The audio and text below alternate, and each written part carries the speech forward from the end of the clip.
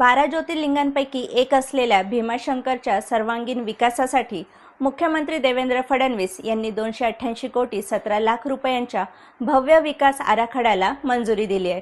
तीर्थक्षेत्राचा कायापालट करण्यासाठी हा निर्णय महत्त्वाचा मानला जात असला तरी आराखड्याच्या अंमलबजावणीवरून आता उत्तर पुणे जिल्ह्याच्या राजकीय वर्तुळात नवा आणि अत्यंत तीव्र वाद उफाळून आलाय। भीमाशंकर हे नेमकं खेड तालुक्यात येतं की आंबेगाव तालुक्यात? या भौगोलिक हद्दीवरून आता राष्ट्रवादी काँग्रेसच्या स्थानिक नेत्यांमध्येच उघड मतभेद आणि राजकीय रस्सीखेच सुरू झाली आहे। या वादाच्या निमित्ताने खेडचे माजी आमदार दिलीप मोहिते पाटील आणि माजी मंत्री दिलीप वळसे पाटील यांच्यातील जुना राजकीय कलगीतुरा पुन्हा एकदा चव्हाट्यावर आला असून मोहिते पाटील यांनी वळसे पाटलांच्या भूतकाळातील राजकीय मक्तेदारीवर बोट ठेवत आपला जुना राग जाहीरपणे बाहेर काढलाय।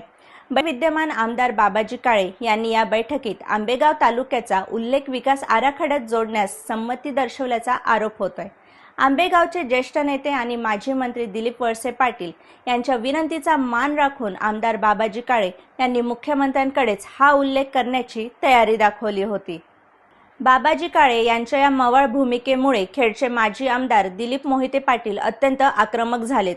भीमाशंकर मंदिर हे भौगोलिकदृष्ट्या आणि महसुलीदृष्ट्या पूर्णपणे खेड तालुक्यातच येते अशी ठाम भूमिका घेत त्यांनी वळसे पाटील आणि बाबाजी काळे यांच्या भूमिकेला कडाडून विरोध दर्शवलाय।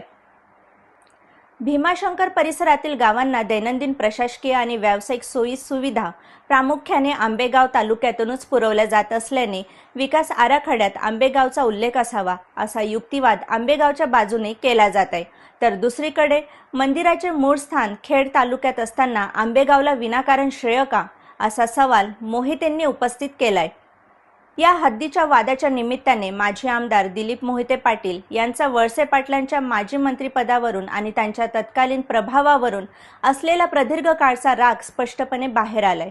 वळसे पाटलांच्या एकूणच राजकीय कारकिर्दीवर प्रहार करत मोहितेंनी जुन्या अन्यायाला उजाळा देत म्हणाले, काम करणारे आम्हीही 4-5 वेळा निवडून आलेलो ज्येष्ठ लोक आहोत, पण भूतकाळात प्रत्येक वेळी सर्व महत्त्वाची पदे आणि अधिकार आंबेगावलाच दिले गेले।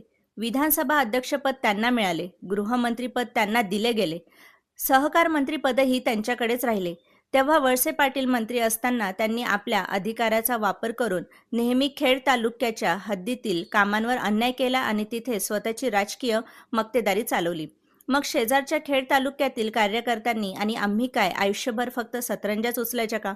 हा आमचा जुना राग आज हद्दीच्या वादावरून पुन्हा जागा झाला आहे।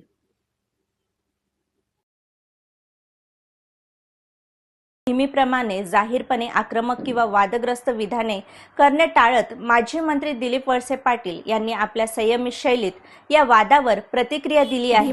वळसे पाटील म्हणाले, क्षेत्र आहे आणि त्याचा विकास नियमानुसार व अत्यंत पारदर्शक पद्धतीने केला पाहिजे।